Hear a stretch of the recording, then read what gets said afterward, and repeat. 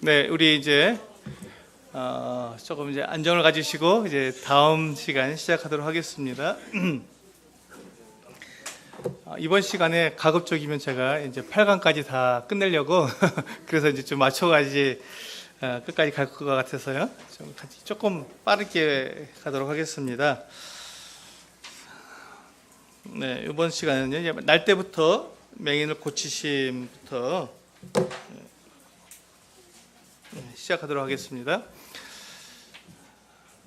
요건 이제 요 날 때부터 맹인을 고치신 이 사건은 요한복음 9장에만 나오는 사건입니다. 근데 요한복음에서 이 사도 요한이 요 맹인을 고친 이 사건을 굉장히 길게 한 장을 전체를 할애해서 이 부분을 기록하고 있습니다. 왜냐하면 그만큼 주님이 누구신지에 대해서 굉장히 잘 부각되어 있는 내용이기 때문에 그렇습니다. 왜냐하면 이 맹인의 고백이 그렇습니다.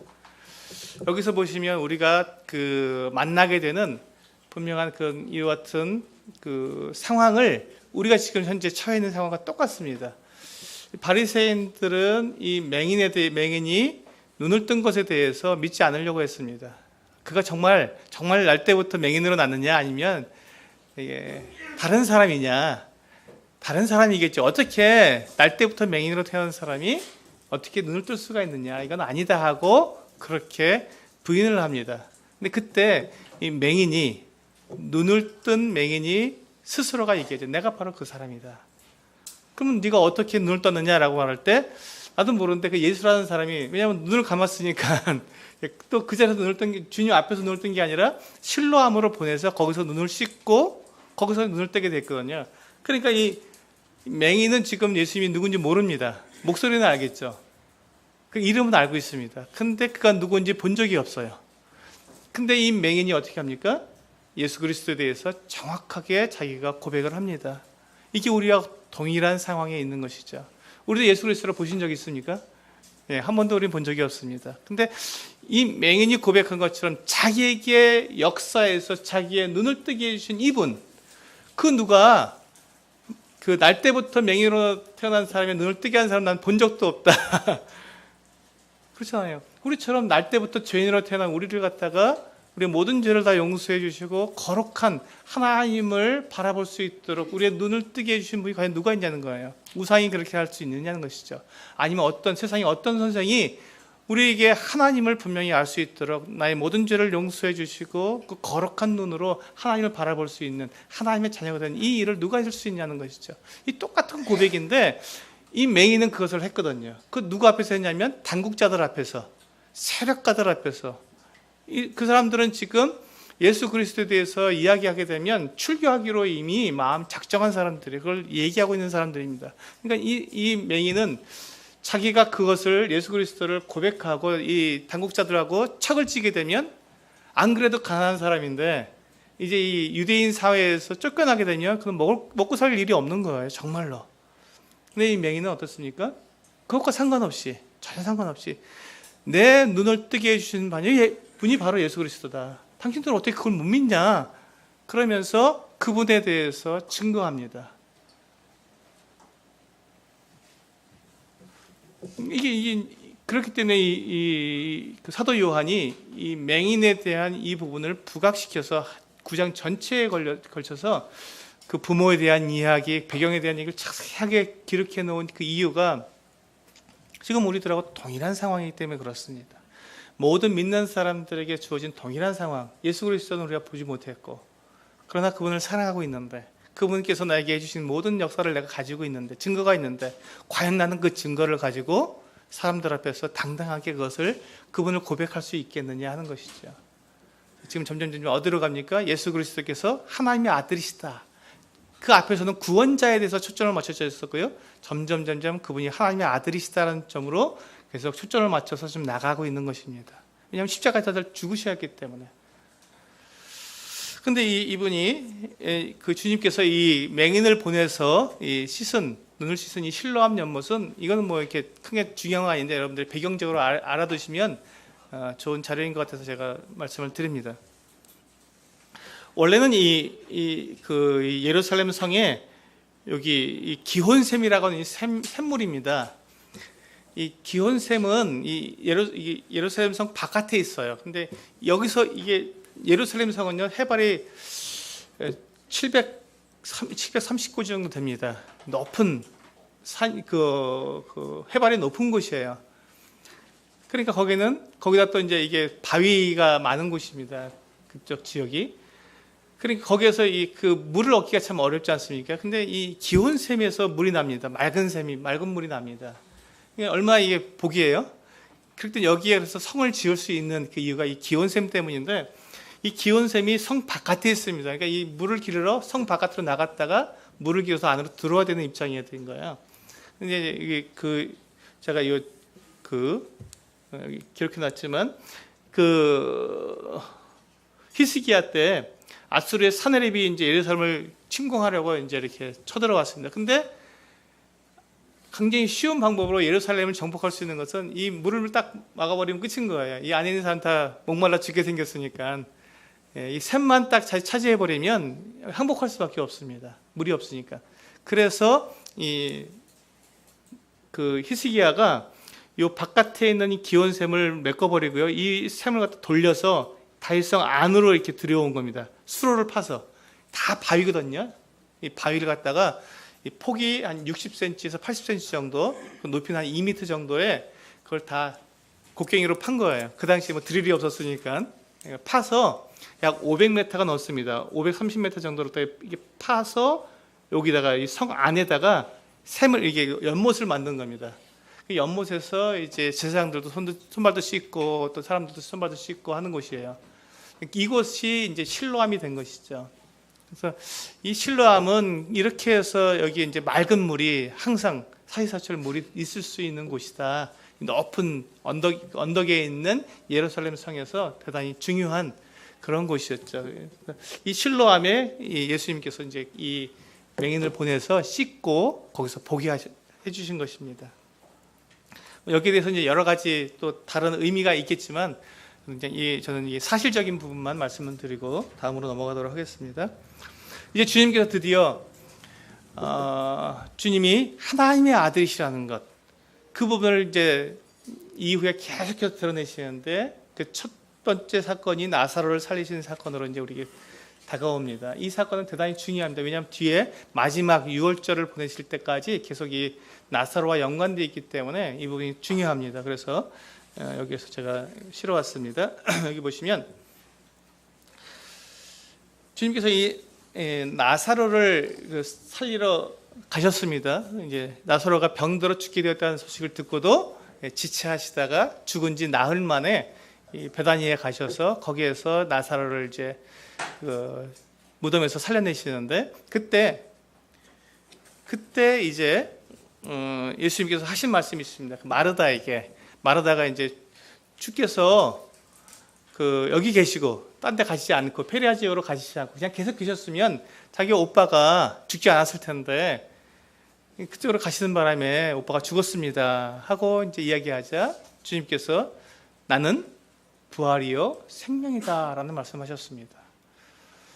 주님께서 여기에서 이제 주님이 하나님의 아들이시고 또 생명의 근원이시라는 것을 그래서 직접 말씀해 주신 것이죠. 이게 대단히 중요한 부분입니다. 요한복음에는 7가지 나는 이다라고 하는 이것은 표현이 나옵니다. 이것은 이제 구약 성경에서 여호와라는 이름과 같은 이름입니다. 여호와라는 이름이 나는 스스로 있는 자라고 되어 있지 않습니까? 그 말이 뭐냐면 나는 무엇이든지 될 수 있다라는 뜻입니다. 난 스스로 있는 거니까 누가에 의해서 내가 만들어진 존재가 아니라 내가 스스로 있기 때문에 나는 무엇이든지 되는 거예요. 그래서 시편에 보시면 하나님은 뭐라고 표현되어 있죠? 시편에 보면 많은 다양한 표현으로 되어 있습니다. 산성이시요, 피난처시요, 나의 반석이시요, 나의 샘이시요, 또 나의 나의 목자시요, 엄청나게 많은 이름으로 대치돼서 하나님을 갖다가 표현할 수 있는 그런 표현으로 하나님을 이렇게 계속 노래하고 있습니다. 그 똑같은 것이 바로 예수님께서 나는 이다 이 표현입니다. 나는 누구이다. 그래서 7가지가 요한복음에서 나오고 있습니다. 첫 번째가 나는 생명의 떡이다. 생명의 떡이 무엇이죠? 사람들에게 생명을 주시는 분이라는 것이죠. 이때 주님께서 이제 요한복음 6장에서 이 말씀을 하셨는데, 이때 이제 모세가 광야에서 사람들에게 먹을 것을 주었지만 그 사람들은 어떻게 됐냐? 다 죽었다. 그 사람들은 결국 죽었다. 하지만 내가 주는 떡, 내가 주는 양식을 먹는 사람은 영원히 죽지 않겠다고 말씀하셨습니다. 이 모세와 주님과의 차별성을 두는 것이죠. 똑같이 먹을 것을 주어도, 똑같이 너희들의 생명을 유지시켜 주어도 모세와 나는 다르다. 나는 영원한 생명을 주는 하나님이다라는 것을 말씀해 주신 것이죠. 두 번째, 나는 세상의 빛이다.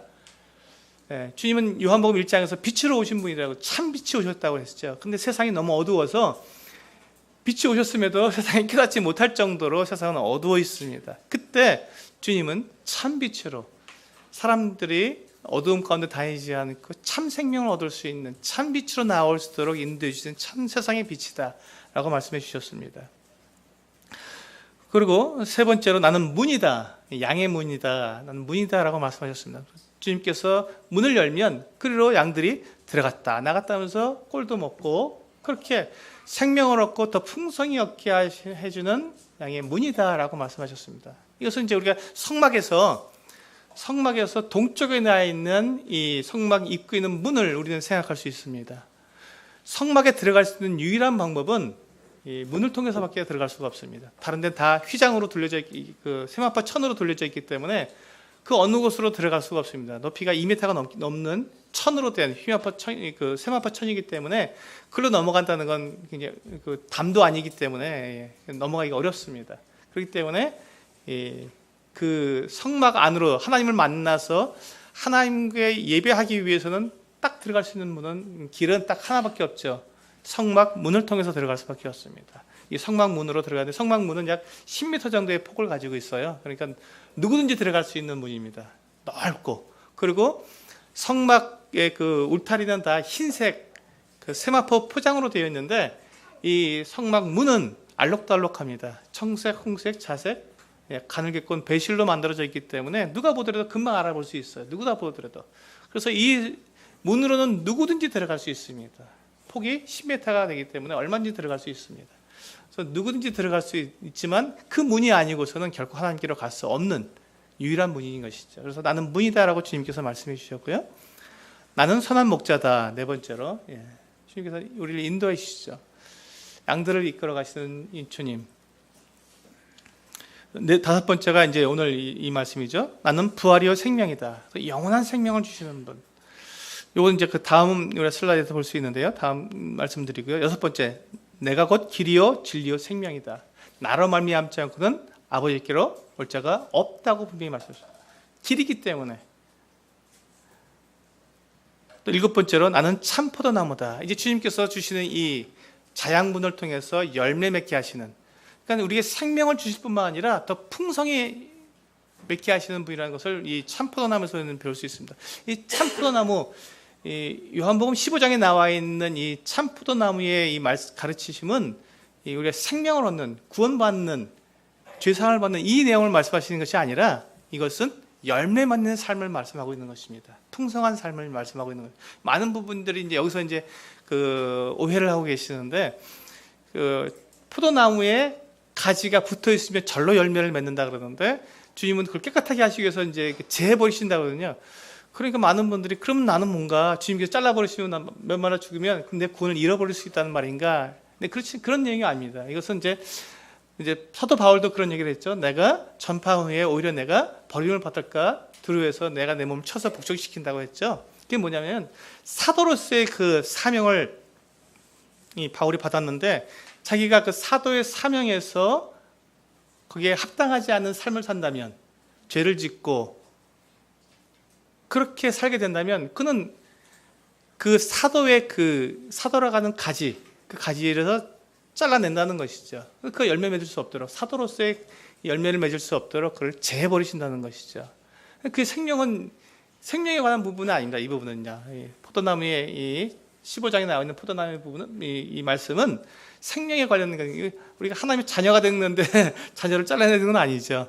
그래서 그 부분은 우리의 사역에 관한 부분들, 주님을 섬기는 부분에 대한 열매 맺는 부분이기 때문에 그렇게 이해해 주시면 좋겠습니다. 그래서 이제 우리 오늘 이 부분에 지금 나는 부활이요 생명이다 하는 이 부분을 우리 보시겠습니다.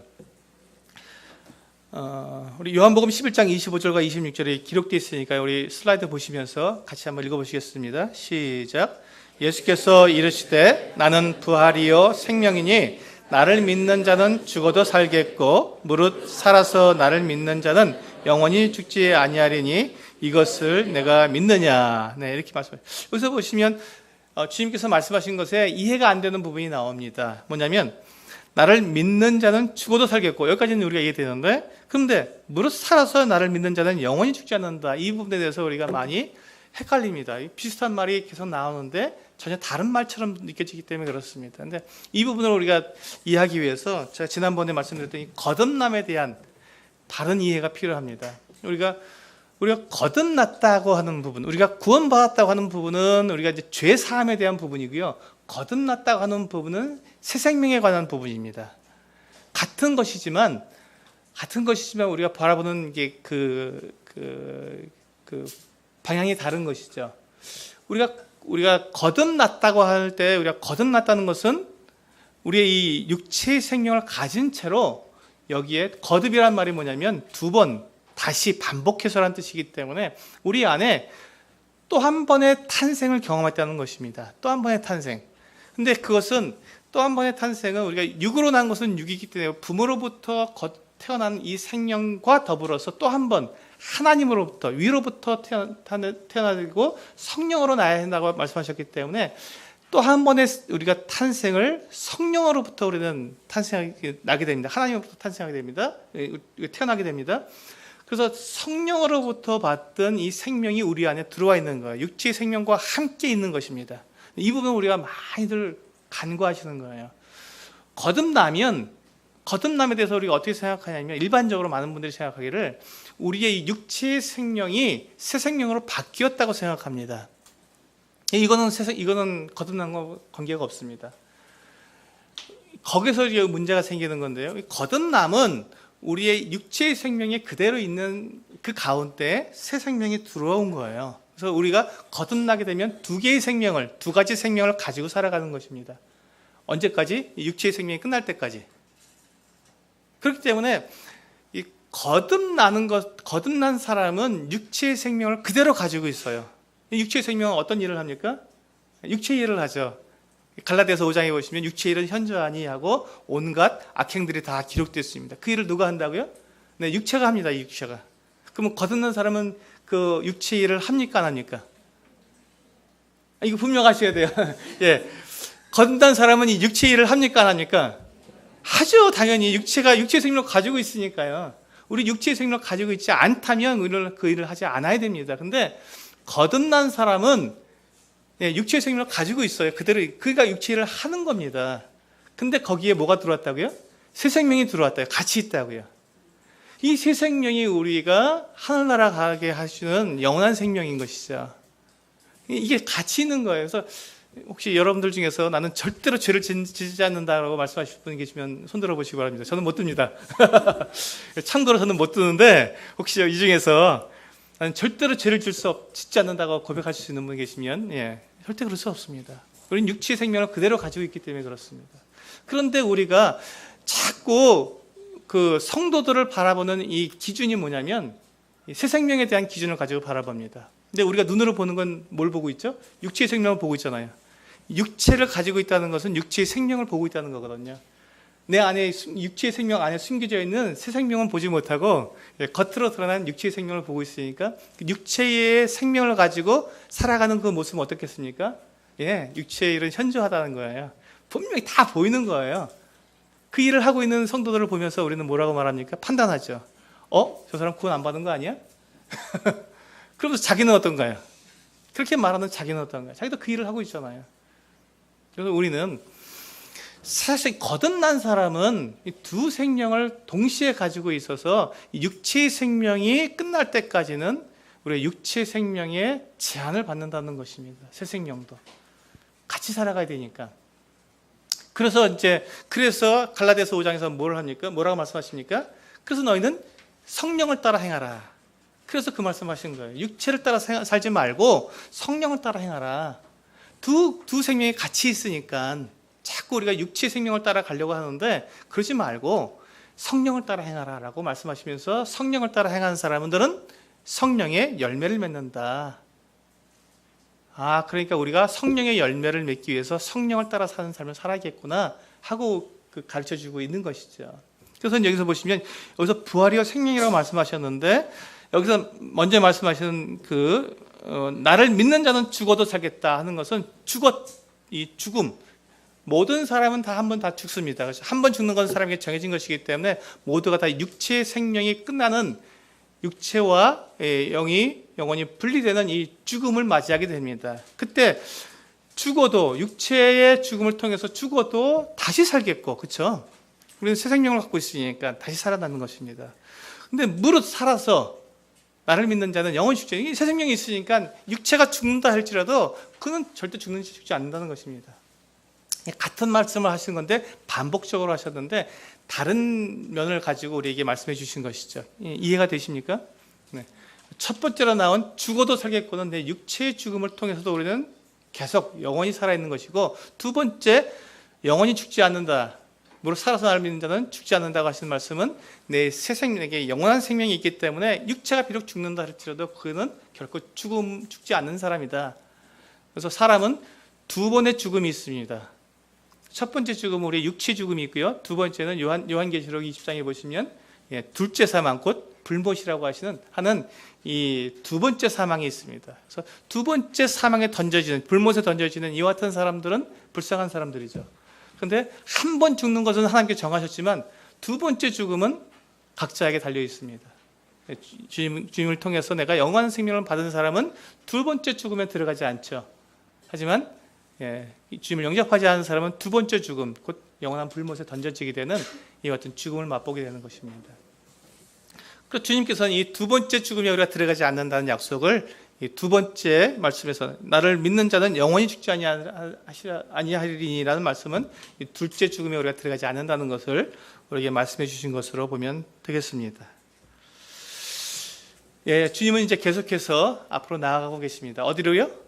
나가는 방향이 어디라고요? 십자가입니다. 그래서 주님께서 이제 예수님의 죽음과 부활을 예고하심하고 죽으심을 이제 예고하고 있습니다.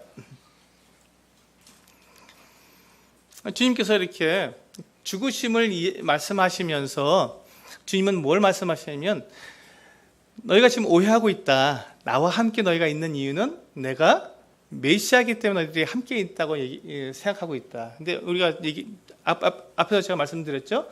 지금 이스라엘 사람들이 가지고 있는 이 그리스도관, 메시아관은 어떻다고요? 강력한 왕입니다.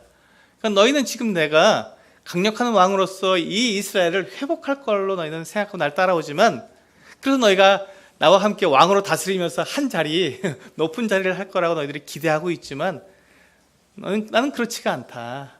내가 너에게 주려고 하는 이 나라, 그 나라는 영원한 나라고 그 나라는 이 땅에 있는 나라가 아니다 하고 말씀해 주시면서 이 죽으심과 십자가의 죽으심과 부활을 말씀하시면서 그 뒤에 뭐를 말씀하시냐면 이 세상의 주관자들, 이 세상의 권세자들은 너희를 사람들 앞에서 권세를 부리고 너희를 다 압제하고 그러니까 그렇게 행하지만 너희는 그렇지 않아야 한다라고 말씀하십니다. 이게 중요합니다. 우리의 삶의 방식은 세상과는 다릅니다. 주님께서 우리에게 가르쳐 주신 이 나라를 다스리는 방식은 전혀 다른 것이죠. 우리가 기대하고 있는 것은 전혀 다른 것입니다. 주님은 자신이 나는 이제 십자가에 죽을 것이고 거기서 십자가의 죽으심으로 말미암아 사람들을 죄에서 구원해내시는 이 섬김의 사역을 하러 나는 왔다. 난 섬기는 자로 왔다. 너희는 사람들을 위해 군림하려고 하느냐? 너희는 사람들을 위해서 권세를 부리고 난 높은 사람이야, 나 힘 있는 사람이야, 나 좀 대우해줘, 이러려고 너희가 나를 따라다니고 있느냐? 그러려고 너희들이 지금 나한테 배우고 있느냐? 그렇지 않다. 너희는 섬기는 자가 되어야 한다라고 주님께서 말씀하고 계신 것입니다. 주님께서 오신 목적, 그리고 그렇게 해야만 교회가 이루어지는 것을 주님께서 말씀해 주신 것입니다. 이 이후에 주님께서 죽으시고 부활하시고 승천하신 이후에 이제 성령이 오셔서 교회가 시작될 때 이 사도들이 행한 그 모습을 보면요, 바로 똑같습니다. 주님께서 말씀하신 이 방법으로 교회가 이루어지게 됩니다. 그래서 교회는 태생이 섬김입니다. 교회의 태생은 섬김에서부터 시작되었고 섬김으로 이루어지고 섬김으로 성장하게 되어 있습니다. 그런데 지금 많은 교회들이 섬김으로 이 교회를 세워가는 것이 아니라 굴림으로, 권세를 부림으로 세워가려고 하니까 이게 자꾸 불협화음이 나오는 것이고 어려움이 생기는 것이죠. 이 세상에서 빛과 소금의 역할을 하지 못할 뿐만 아니라 예수 그리스도를 나타내지도 못하는 그 같은 모습이 되는 이유가 바로 이 교회의 태생에 대해서 우리가 분명히 알아야 한다는 것이죠. 이 주님은 섬기러 오셨습니다. 교회도 역시 섬겨야 하는 것이고요. 그리고 주님께서 이제 마지막 부분에 뭐라고, 앞에서 먼저 보실까요? 맨 마지막 부분에 보시면 예수님은 섬김을 받으려 함이 아니라 도리어 섬기려 하고 자신의 목숨을 대속물로 주시기 위해 오셨다는데, 이 대속물이라는 말을, 그래서 이제 구원이라는 말이 여기서 나오거든요. 이 대속물. 그래서 제가 이제 여기서 보시면 구원을 의미하는 신약 성경의 단어들하고 제가 참고 자료로 이렇게 열어놓았습니다. 여기 보시면 이제 혹시 헬라어를 공부하시는 분들이 계시면 헬라어로 이 성경을 읽으시면 이 대속, 속전, 이렇게 이제 우리의 죄를 용서해 주시는 구원은 우리 죄와 관계가 있거든요. 죄를 용서해 주는 것과 관계가 있는데 그것을 의미하는 헬라어 단어들이 몇 가지가 나오고 있는데요. 그 단어들을 보시면 아고라조, 시장에서 사다, 구입하다, 또는 아카고라조, 이것 역시 시장에서 돈을 주고 사다. 근데 우리가 너희가 세월을 아끼라 했을 때 기회를 사라라는 말로 우리가 볼 수 있다고 에베소서 5장 16절에 나와 있는 말씀이 있는데, 이게 이제 여기서 보면 에카고라조라는 단어를 썼습니다. 구입하라는 것이죠. 그리고 루트론이라는 단어도 역시 속전, 해방의 대가, 돈을 주고, 우리가 속전이라는 말은 우리가 노예 시장에서 볼 수 있는 것입니다. 이제 한 노예가 있습니다. 근데 이 노예를 내가 사기 위해서는 뭐를 줘야 되죠? 몸값을 지불해야 됩니다. 이 몸값이 속전입니다. 이 속이라는 것이 풀어놓다, 그 값을 지불하다라는 뜻이죠. 그래서 그 노예 값을 지불하면 어떻게 이 사람은 누구 것이 되죠? 내 것이 되는 거예요. 노예 값을 지불하게 되면. 근데 이 사람이 노예 값을 지불하고 샀어요. 그다음에 이 사람을 내가 자의대로 풀어줄 수 있습니까? 없습니까? 있습니다. 내가 주인이니까. 그래서 해방의 대가라고 하는 것이죠.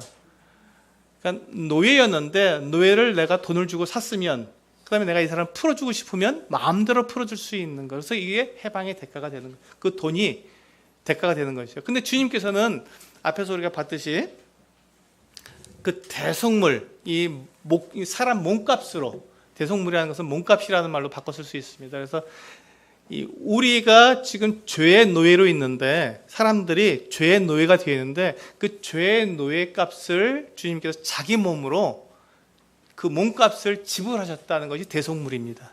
같은 말로 되는 것이죠. 네. 그리고 이제 그 밑에 보시면 루트로마이, 또 루트로시스, 다 이제 같은 말에서 파생되어 루트로에서 나오는 것들이니까요. 파생된 말이고, 맨 끝에 보면 아폴 루트로시스라고 하는 말도 역시 마찬가지인데, 거기서 보시면 속전을 지불하고 다시 사주는 것, 해방시켜주는 것, 이게 이제 지금 제가 말씀드리는 거죠. 해방시켜주는 그 값이 나오죠. 이렇게 그 사람을 원래 내 것이었는데, 그러니까 이제 만약에 이런 비유를 들어도 될지 모르겠어요. 제가 이제 제 아들이 있는데 제가 너무 이제 가난하게 된 거예요. 그래서 아들을 종으로 팔았습니다. 이 종이 됐잖아요, 아들이. 근데 이 종을 갖다 다시 사기 위해서는 어떻게 되죠? 다시 내 아들로 삼기 위해서는 속전을 내야 되는 것이죠. 제가 이제 열심히 일을 해서 돈을 벌어서 속전을 마련했습니다. 그래서 그 속전을 내고 주인에게 가서 제 아들을 다시 사오는 것, 이것을 대속물이라고 말하죠. 대속물, 속전, 같은 말입니다. 여기서 보시면 지금 우리가 이제 읽어봤던 이 모든 단어들이 다 같은 의미를 가지고 있습니다. 그래서 하나님께서, 원래 우리가 하나님 것이었는데 우리가 죄를 지어서 사단에게 우리가 떠나가 버렸잖아요. 그것을 하나님 자신이신 주님을 속전으로 내어주고 우리를 다시 사오시는 것이죠. 이게 굉장히 이게 슬픈, 네, 슬프고 또 장엄한 내용이 들어 있습니다. 주님께서 이제 이 말씀을 하실 때 자기를 이렇게 죄의 값으로 내어주신다고 하신 이와 같은 죽음과 부활하심을 얘기하실 때 거기에 이 속전에 대한 단어를 사용하시는 것은 대단히 장엄한 의미가 들어있는 것이죠. 내가 내 몸을 내가 속전으로 내는 거다 하고 말씀하시는데 제자들은 그때까지도 이것을 깨닫지 못했습니다. 전혀 무슨 말인지 몰랐습니다. 이게 안타까운 일인데요. 우리도 지금 그 부분에 대해서 우리가 매주 우리가 그 만찬을 통해서 주님께서 속전으로 내어주신 당신을 우리가 기억하고 있으면서도 우리는 그것을 습관으로 하면서 주님의 그 이 속전되신 이 부분을 우리가 많이 망각하고 있습니다. 이걸 깊이 우리가 묵상해 봐야 할 하나님의 사랑과 하나님의 그 성실하심, 신실하심, 이 모든 게 그 속전이란 말에 들어있는 거거든요. 왜냐하면 약속하신 것을 반드시 지키셨으니까. 그래서 이런 부분들에 대해서 우리가 묵상하면서 만찬에 우리가 준비할 때 그 부분을 이렇게 묵상하시면 참 도움이 될 거라고 생각이 됩니다.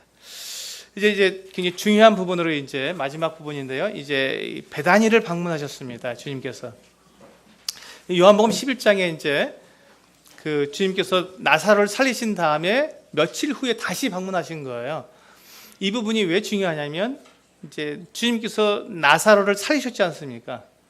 나사로야 나오너라 하고 이 죽은 지 나흘이나 돼서 냄새가 나는 이 나사로를 살리셨는데 그 부분에 대해서 사람들의 반응이 어떠했는가가 굉장히 중요합니다. 왜냐하면 많은 사람들이 예수님께서 죽은 사람 살리셨다는 것을 갖다가 그냥 그 뒷방에서 일어난 끼리끼리 일어난 일로다가 말을 하면서 그게 뭐 얼마나 그 자기들끼리 지어낼 수 있는 말 아니냐 이렇게 얘기합니다. 그런데 지금 베다니를 방문하셨을 때 거기에 대한 증인들이 나옵니다. 주님께서 이 나사로를 살리셨던 그 무덤가에서 그것을 보았던 사람들이 나오고요. 또 그들에 의해서 소문을 듣고 이 나사로를 보려고 온 이 사람들이 나옵니다. 이 사람들이 그 요한복음 11장과 12장에 나오는데 이 내용이 거기에 보시면 한두 사람이 아니라 많은 사람이라고 되어 있습니다. 그 이유가 뭐냐면 예루살렘과 베다니는 굉장히 가까웠기 때문에 그렇습니다. 한 2km 정도 떨어졌습니다. 걸어서 30분이면 갈 수 있는 거리입니다. 그렇기 때문에 예수님이 이 베다니에서 일어난 이 사건은 예루살렘에 와 있는 사람들이 얼마든지 그것에 대한 소문을 듣고 그것을 확인하려고 와서 그것을 그 나사로를 보고 예수님께서 행하신 그 이적을 확인해 보고 그것을 믿을 수 있는 그 같은 환경이 되었던 것이죠. 그래서 이 성경에 그것을 기록해 놓은 것은 그것에 대해서 진위를 사람들이 보고 얼마든지 복음서에 대한 이 믿음을 가질 수 있느냐 그렇지 않느냐 하는 이 부분을 우리가 이야기할 수 있습니다. 이게 무슨 말이냐면요. 우리가 성경을 기록한 게 주님께서 만약에 우리가 얘기하는 것처럼 주 33년쯤에 돌아가셨다라고 생각하면 이 성경이 기록된 것은 그 이후에 한 20년 정도 지난 다음에 마가복음부터 해서 쭉 기록이 되었다고 학자들이 그 연구 결과 이렇게 이야기합니다. 그러면 길어야 30년 안팎의 이 복음서가 기록이 되어서 사람들이 손에 읽고 있었습니다. 근데 그때 이 사람들이 그 복음서를 물론 요한복음은 이제 그 이후에 더 이후에 한 40년 정도 지나서 이제 기록이 되었지만 30년, 35년 정도 이렇게 지나서 기록이 되었지만 근데 여하튼 이게 3, 40년 정도 이제 안팎의 이 복음서들이 기록되었기 때문에 사람들이 이것을 복음서를 받아들었을 때 그 사건에 연관된 사람들이 여전히 생존해 있는 사람들이 많이 있었다는 것이죠. 근데 그 사람들이 이것에 대한 진위를 얼마든지 이야기할 수 있었던 것입니다. 특별히 왜 이제 이 부분이 중요하냐면 예루살렘에서 가까운 지역입니다. 근데 이제 교회가 어디서부터 시작됐죠?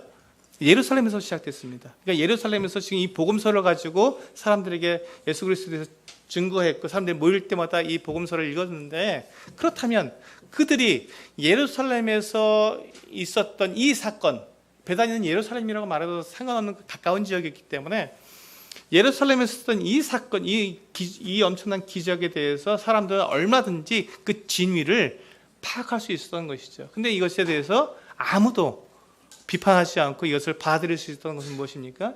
이 기록이 사실이라는 것이죠. 사실이었다. 그래서 여기 보시면 나사로 부활의 증인들하고 되어 있습니다. 네, 나사로는 여기 보시면 6월절에 예루살렘에 온 유대인의 큰 무리들이 그 예수님을 보기 위해서 베다니에도 왔지만 하지만 그들은 부활한 나사로도 보고 싶어했다라고 되어 있습니다. 이게 여러분들 우리 한번 찾아볼까요? 요한복음 12장. 이 부분이 우리가 많은 이해가 좀 필요한 부분이라서 말씀을 드리겠습니다. 요한복음 12장.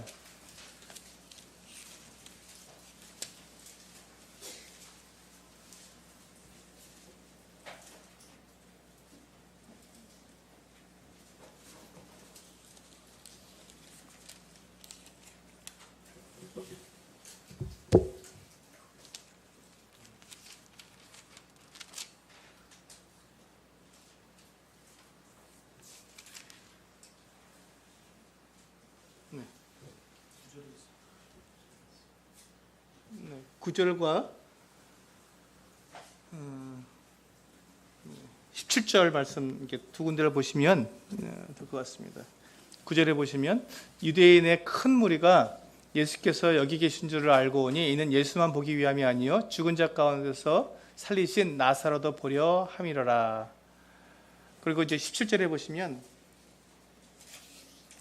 나사로를 무덤에서 불러내어 죽은 자 가운데서 살리실 때에 함께 있던 무리라고 되어 있습니다. 한두 사람이 아니고 무리거든요. 무리가 증언한지라. 그래서 이에 무리가 예수를 맞으면 이 표적 행하심을 소문으로 들었다는 것이죠. 들었기 때문에 알고 있기 때문에 예수님을 맞이할 수 있었다라고 이야기하십니다. 말씀하고 있습니다. 그래서 우리가 이 부분을 보았을 때 이 나사로를 살리신 이 사건은 대단히 중요한 사건이었고 확실한 사건이었다라는 것을 우리가 확인할 수 있습니다. 네, 그리고 이제 우리 8과로 넘어가서요. 네. 예수 그리스도의 고난과 죽음. 네, 드디어 이제 주님께서 이제 그렇게 걸어오셨던 그 길, 맨 마지막 이 십자가로 나오셨던 그 길의 목적지가 이제 다 이제 돌아왔습니다. 이 마지막 죽음은요, 고난과 죽음은 주 예수님의 고난 주간이라고도 얘기합니다. 주일부터 해서 주님께서 부활하신 날까지, 그래서 안식구 첫날부터 다음 안식구 첫날까지 일주일 동안의 주님은 이 고난과 죽으심 그리고 부활까지 해서 완전히 다 그때 이루어 놓으신 거예요. 아주 빠른 시간에 이와 같은 주님의 사역을 다 완성하신 이와 같은 시간이 되겠습니다. 주님께서 예루살렘 성에 입성하셨습니다. 예루살렘에 입성하셨는데 이때가 이제 일요일이죠. 안식구 첫날입니다. 안식일은 토요일이고요. 네, 안식일 다음 날이 일요일인데요. 이날 주님께서는 이제 예루살렘에 입성을 하시게 됐습니다. 예루살렘에 들어오신 것이죠. 그때 이제 주님께서 예루살렘에 들어오실 때 예루살렘에 있었던 많은 사람들이 지금 예수님의 아까 우리가 12장 17절 보셨던 것처럼 예수님을 맞이한 이유가 뭐냐면 이분이 이렇게 능력이 있는 사람이다. 능력이 있는 하나님 아니고 능력이 있는 사람이다. 죽은 사람을 살릴 정도의 능력이 있다. 이분을 누구로 맞이하자? 왕으로 맞이하자. 이분이 우리의 왕이 되면 그 로마의 권력 같은 건 아무것도 아니다. 죽은 사람을 살리는 능력인데 또 보리떡 5개와 물고기 2마리로 5,000병을 먹이는 분인데 이분이 우리의 왕만 되면 이미 우리 다 끝난 거다 이렇게 생각하고 이분을 왕으로 모십니다. 호산나 하고 구원하소서라는 말입니다. 호산나 하고 부르면서 이분을 모십니다. 근데 여러분 이제 이 보시면요. 이게 왜 2개가 되어 있지? 여기 이게 영상인데 나올지 모르겠습니다. 안 나오네. 네, 한번 제가요 영상으로 한번 보여드릴게요. 어떻게든지. 예. 여기 보시면요, 이게 보세요. 예루살렘이 있죠. 여기가 예루살렘이고요. 여기가 베단입니다. 여기가 한 2km 정도 떨어졌습니다. 그 사이에 벳바게가 있습니다. 이 벳바게에서 예수님께서 이제 베다니에서 예루살렘으로 가시는데 중간에 이게 감람산이 있고요. 여기가 기드론 골짜기입니다. 그리고 성전이고요. 그래서 보시면 이게 그 베다니가 여기 있고, 거기서 멈췄어야 되는데, 제가 얘기하다가 다시 한번 보시죠. 예루살렘이고요. 그리고 여기가 베단입니다. 그리고 중에 벳바게, 여기서 이제 그 나귀 새끼를 끌고 와서요. 여기서 타시고, 그리고 이 올리브산을 지나서 이렇게 밑으로 내려오셔서 이 기드론 골짜기를 지나서 성전으로 예루살렘 성으로 들어오시는 거거든요. 근데 여기서 보시면 내리막길이에요. 그러니까 나귀 새끼를 타도 문제가 안 되죠. 언덕을 올라오는 게 아니라 이미 올라온 언덕에서 나귀 새끼를 타고 이렇게 내려오는 길이니까 전혀 문제가 안 됩니다. 그리고 이 거리는 뭐 한 1km 조금 되는 거니까 얼마든지 이렇게 타고 오실 수 있는. 물론 이제 그 중간중간에 뭐 다른 나귀도 타셨다, 뭐 여러 가지 이론들이 있는데, 뭐 그거는 이제 차치해 놓고 성경에서는 이제 이렇게 말씀하고 있는데, 거리를 제가 보니까 충분히 타고 올 수 있는 거리고, 이 내리막길이고, 이게 예루살렘 성에 이렇게 들어오실 수 있는 아주 가까운 거리였습니다. 그런데 여기서 보시면요, 그다음에 여기 베다니 마을이, 그렇다면 베다니 마을은 어떤 의미가 있는가? 주님께서 왜 자꾸 베다니에 가시는가? 그 이유가 이제 여기에 나와 있습니다. 베다니에 자주 가신 이유는 예루살렘에 가깝기 때문이고요. 두 번째 이유는 주님이 돈이 없으셨기 때문에 그렇습니다.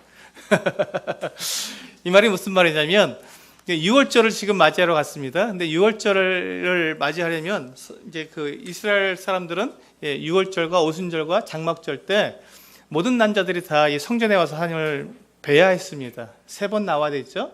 그렇기 때문에 어마어마한 사람들이 예루살렘에 모여들었습니다. 그러면 예루살렘에 묵으려면은 거기서 뭐 하루 이틀 있는 게 아니면 어떤 경우는 뭐 한 달 이상도 있을 수도 있습니다. 먼 외국에서 왔는데 예루살렘에 왔으니까 오랫동안 머무는 분들도 많았습니다. 그렇기 때문에 거기서 오랫동안 머물러야 되는데 뭐가 필요하죠? 돈이 필요하죠. 머물려면 거기가 집이 없으면 그러니까 예루살렘에 이 명절 때 오는 분들은 돈을 잔뜩 싸들고 와야 되는 것이죠. 그래서 거기서 이제 묵으면서 먹고 마시고 지내면서 이제 이렇게 말씀도 듣고 교제도 나누고 이런 생활을 거기서 했습니다. 예수님은 가난한 분이시고 그렇기 때문에 예루살렘에 왔을 때 머물 만한 그런 곳이 없어요. 그 예루살렘에서 가장 가까운 동네가 여기입니다. 베단입니다.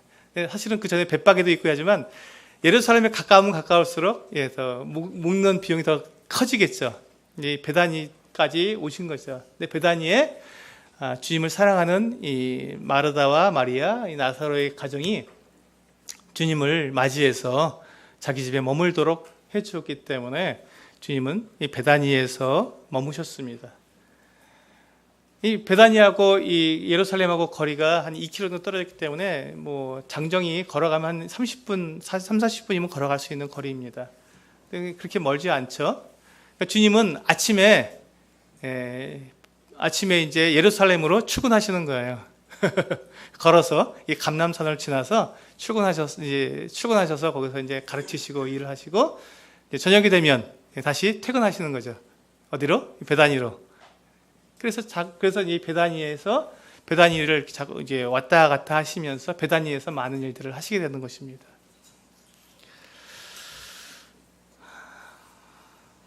그래서 이제 우리가 이제 그 베다니라는 지역, 거기에서 있었던 일들, 또 그 마르다와 마리아와 나사로의 있던 섬김들, 이와 같은 것들을 우리가 경험할 수 있었던 것이죠.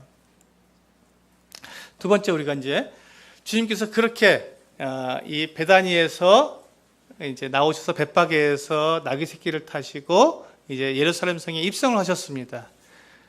그때 사람들이 종려나무 가지를 들고 호산나 하면서 주님을 맞이했어요. 그리고 난 다음에 주님께서 이제 하루 일과가 끝나셨어요. 예루살렘에 입성하자마자 바로 성전에 들어가신 것이 아니라 이제 거기까지 하시고 이제 하루 일과가 끝나셔서 퇴근하셨어요. 베다니로. 그리고 다음 날 들어오셔서 이제 무화과 나무도 저주하시고 그러면서 이제 이 성전에 오셔서 성전을 다시 한번 정화합니다. 우리가 이제 이 예수님께서 사역 초기에 성전에 오셔서 성전에 그 매매하는 자들을 쫓아내신 성전 정화하신 사건이 한 번 있었는데 두 번째 성전 정화 사건이 있게 됩니다. 물론 어떤 학자들과 하는 이 두 사건이 같은 내용이다. 근데 그걸 이렇게 앞뒤에다가 써놓은 것 뿐이지 서로 같은 내용이다 하고 있는 분들도 있지만 일반적으로는 이것이 두 번의 성전 정화 사건이 있었다라고 이야기를 합니다. 그래서 지난번에 이제 제가 설명드린 것처럼 다시 한번 상기시켜 드리면요. 지금 이 성전의 이 모양은, 이 모습은 헤롯이 왕이 된 이후에 유대인들의 마음을 사기 위해서 확장시켜 놓은 성전의 모습입니다. 그러니까 제가 말씀드린 것처럼 이 헤롯은 그 이두메 사람이에요. 그렇기 때문에 이 사람은 적법한 왕이 되지 못합니다. 그러니까 유대인들에게 계속 손가락질을 당할 수밖에 없습니다. 그러니까 이 사람이 유대인들의 환심을 사기 위해서 가장 그들이 중요시 여기는 성전에 엄청나게 투자를 합니다. 그러니까 사람들이 성전을 이렇게 멋지게 만들어주고 성전을 성전답게 만들어주니까 이 헤로데스에서 비난이 줄어들 수밖에 없죠. 원래 이 성전은요, 그 헤롯이 왕이 되기 전에 그 성전은 마카비 성전터라고 있습니다. 이 마카비가 이제 그 제가 아까 말씀드렸던 것처럼 이 말라기부터 이 요한까지 그 중간, 그때 하나님께서 침묵하셨던 그 중간에 있었던 이 마카비라고 하는 마카비 형제가 이제 막 이렇게 그 대항해서 침략군과 이 정복자들과 이제 대항해서 독립을 하게 되는, 그래서 이제 나라를 이렇게 이스라엘 나라를 이렇게 회복하는 이와 같은 그 기간이 있었습니다. 그래서 이제 마카비가 마치 메시아가 된 것이죠. 일종의 사사가 된 것이죠. 그때 이 마카비가 이렇게 성전을 갖다가 이렇게 딱 구획을 졌습니다. 이렇게 정사각형으로, 이게 지금 마카비 성전터입니다. 이게 바깥에. 그리고 요 안에 있는 요 담은 뭐냐면 이게 이게 이방인의 담입니다. 여기까지는 이방인들이 나올 수 있고 여기 요 담을 넘어서면 이게 유대인들의 지역이기 때문에 죽습니다. 이방인은 요 담은 못 넣습니다. 여기 이제 이방인의 뜰이 된 거죠. 그런데 요 이방인의 뜰 지역을 갖다가 이렇게 좁았는데 이걸 이렇게 넓혀버린 거예요. 헤롯 대왕이. 그리고 이렇게 부자들이 다니는 이렇게 길도 따로 만들어주고, 그리고 여기 그 입구를 이게 그 언덕이기 때문에 굉장히 고민스러운데 넓히면서 입구를 어떻게 만들까 했는데 정말 멋지게 이렇게 지하도 이렇게 지나가듯이 만들었는데 지하가 아닌 것처럼 만든 아주 멋진 이런 문들을 만들어주고 이러면서 어마어마하게 저길 투자를 한 거죠. 근데 지금 이제 이게 제가 왜 그 말씀을 드리냐면, 유대인들이 그때 당시에 유대인들이 생각했던 성전, 그러면 요 마카비 성전터 안에 여기까지 이걸 진짜 성전으로 생각하고 그 뒤에 확장시켜 놓은 이 부분은 성전으로, 준 성전으로 생각했던 거예요. 그래서 그때 당시에 이제 가야바와 안나스라는 대제장이 여기다가 이렇게 그 매매할 수 있는 매매 그 시장을 만들어 놓은 거예요. 그러니까 만약에 마카비 성전터 안에다가 이걸 시장을 만들어 놨다면 난리가 났겠죠. 성전을 더럽혔다고 했을 텐데, 근데 요 마카비 성전터 뒤에다가, 바깥에다가 해놓게 놨기 때문에 뭐 그럴 수도 있어라고 그걸 받아들이게 된 겁니다. 그런데 한번 생각해 보세요. 이게 그렇든지 저렇든지 간에 이게 성전이라고 해서 이렇게 확장을 시켜놨으면 이 마카비 성전터 바깥은 성전일까요, 아닐까요? 성전이죠, 여전히. 근데 그 부분을 이 경제적인 논리와 이 권세로 눌러버린 거죠. 이 마카비 성전터가 진짜고 여기는 그래도 준 성전이니까 우리가 만든 거니까라고 말하면서 거기에다가 이 매매하는 곳을 만들어 놓고 여기에서 장사를 한 것입니다. 근데 주님께서 들어오셔서 여기도 이방인의 뜰이고 여기도 하나님께 기도하러 온 사람들이 기도하는 곳인데 하고 여기를 또 정화를 시켜주신 것이죠. 깨끗하게 몰아내신 것입니다. 그럴 때때로 우리가 이제 여기서는 우리가 받을 수 있는 교훈이 있죠. 우리들의 마음 속에 우리 주님을 영접한 이후에 우리가 삶을 살아가는 동안에 우리 안에도 과연 내가 이만큼은 주님께 드릴 수 있지만 내가 이거는 안 돼라고 이건 내 마음대로 살 거야 하더니 시간이라든지 또 물질이라든지 또 내 힘, 내 관심사 이 모든 것들이 때로는 이와 같이 주님께서 정화시켜 준 것처럼 여기까지는 성전이지 여기는 준성전이야 하고 내 안에도 그와 같은 성전고서 때로는 장사도 하고 매매도 하고 온갖 것들을 거기 들여놓는 그와 같은 것들이 나에게 있지 않는가 하는 생각을 갖게 됩니다. 형제자매님들도 만약에 이와 같이 이런 매매하는 곳이 있다면 주님께서 그것을 정화시키시고 내 집은 기도하는 집이라고 말씀하신 것처럼 내 안에 하나님과 만날 수 있는 곳이 만나지 않아도 되는 그와 같은 곳이 없도록 모든 곳이 다 하나님과 만날 수 있는 그 같은 것으로 정화시키는 것이 우리에게 필요하다고 말씀을 드릴 수 있습니다. 그 다음에 이제 우리가 화요일 날 성전에서 행하신 예수님의 가르침이 있습니다. 주님께서 이제 가르치셨는데 성전에서 가르치셨는데요. 지금 계속해서 출퇴근을 하고 계십니다. 6월절 오셨기 때문에 지금 베다니에서 머무시면서 출퇴근을 하시는데 이때 화요일이 돼서 이제 가르치셨습니다. 그때 뭘 가르치셨냐면 이제 그 누가복음 20장 41, 42, 44절에서 그리스도가 어떻게 다윗의 자손이 되겠느냐. 이제 주님께서 드디어 당신이 이제 메시아라는 것을 이제 확인해 주시는. 그래서 그 다윗의 자손이 다윗이 틀림없이 다윗 자손에게 내 주께서라고 이제 말을 합니다. 그래서 이제 다윗의 자손인데도 다윗은 그 다윗 자손을 주라고 불렀다. 어떻게 그게 되겠느냐, 자기 자손인데 라고 말하면서 주님이 당신께서 하나님의 아들 되심을 말씀하고 있습니다. 그 다음에 이제 20장 45절에서 47절에서는 회당의 높은 자리와 잔치의 윗자리를 좋아하는 서기관들을 삼가라. 같은 말씀이죠.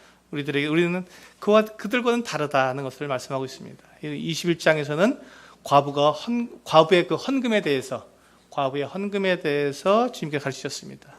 2렙돈, 많아야 3,000원 정도 되는 돈입니다. 그때 이 돈은 과부의 생활비 전부였습니다. 여러분, 생활비 전부하고 전 재산하고 같을까요, 다를까요? 과부의 전 재산과 과부의 생활비 전부는 같을까요, 다를까요? 네? 다르죠. 전 재산하고 생활비 전부는 다른 것입니다. 여러분 오해하지 마시려고 제가 말씀을 드렸습니다. 과부가 전 재산이 2렙돈 뿐이었겠습니까? 그렇지 않습니다. 그게 생활비 전부였어요. 그가 쓸 수 있는 생활비 전부를 드린 거지 전 재산을 드린 건 아닌데, 많은 경우에 우리가 이제 그 강단에서 마치 이 과부가 전 재산을 드린 것처럼 우리가 오해하는데 그렇지 않았습니다. 이건 과부가 전 재산을 드린 건 아니고요. 자기가 쓸 수 있는 그 자기 생활비 전부를 드린 거라고 이렇게 말씀하고 있습니다. 그 다음에 이제 21장부터는요, 이제 감람산 강화라고 하는 이 마지막 때 일어날 일들에 대해서 주님께서 말씀해 주십니다. 주님이 계속 이렇게 이제 6월절 오셔서 이제 6월절에 돌아가시기까지 이와 같은 일들을 하고 계신 것이죠. 그 다음에는 이제 수요일 날은 잠잠했습니다. 그리고 이제 목요일 날이 되었습니다. 목요일에 최후의 만찬이 이제 시작되죠. 이제 주님은 이제 드디어 당신의 일을 시작하십니다. 제가 끝내려고 그랬는데 끝내지를 못하겠네요. 자, 이제 목요일 날 최후의 만찬을 하시게 되는데, 주님께서 이 6월절 떡 먹기를 원하셨습니다. 왜냐하면 이때 주님께서 당신의 모든 계획을 다 이루시기 때문에 이것을 원하셨던 것이죠. 주님께서 그 영원 전부터, 창세 전에 주님께서는 계획을 하셨습니다. 즉 그게 이제 우리가 일과에서 배웠던 것이죠. 주님의 영원전 사역, 주님께서 선지하심. 그때 주님께서는 무엇을 계획하셨습니까? 당신께서 사람들의 죄를 대속하는 대속물로 그 죄 문제를 해결할 수 있는, 사람들과 하나님이 함께 영원히 살 수 있는 그 하나님의 최초의 목적을 이룰 수 있도록 사람들의 문제를 해결할 수 있는 그 대속물로 당신을 드릴 것을 이미 창세 전에 이미 계획을 하셨습니다. 그렇기 때문에 지금 주님께서 이 6월절을 이 날을 지금 기다리고 기다렸던 그 이유가 뭡니까? 그 사역. 하나님과 함께 영원 전부터 계획을 하셨고 수천 년 동안 그것을 이루기 위해서 모든 것들을 인류 역사를 주님께서 그 인도해 오신 경륜해 오신 그 모든 것들의 딱 정점이죠. 목적지입니다. 이제 그 화살을 쏘았는데 화살이 정중앙에 탁 맞추게 된 그 마지막 타겟과 딱 맞이하는 그 순간이 바로 이 6월절입니다. 주님께서 이 땅에 오신 그 목적대로 죽으실 목적을 가지고 이제 오셨는데 그것이 목요일 날 주님께서 이 6월절을 통해서 6월절의 참 뜻과 주님께서 죽으실 것에 대해서 말씀해 주십니다. 6월절을 보시면요, 우리가 이 그 주님께서 그 6월절을 하실 때 이 떡과 잔을 갖다가 제정해 주셨잖아요. 그게 이제 보시면 여기 보시면 아마 이제 6월절에는 4번의 포도주를 마시게 되는 것 같은 그 규정이 있었는데 세 번째쯤이다 이렇게 된 내용이 있습니다. 이게 우리가 좀 뭐랄까 자료로서 보시면 좋은 내용이 있어서 제가 보여드렸습니다. 그리고 이제 우리가 겟세마네 동산에서의 기도를 하십니다. 네, 이 부분은 다음 시간에 하도록 하겠습니다. 조금씩 줄어들고 있는데 맞춰보도록 하겠습니다. 잠깐 쉬셨다가 또 공부하도록 하겠습니다. 쉬시겠습니다.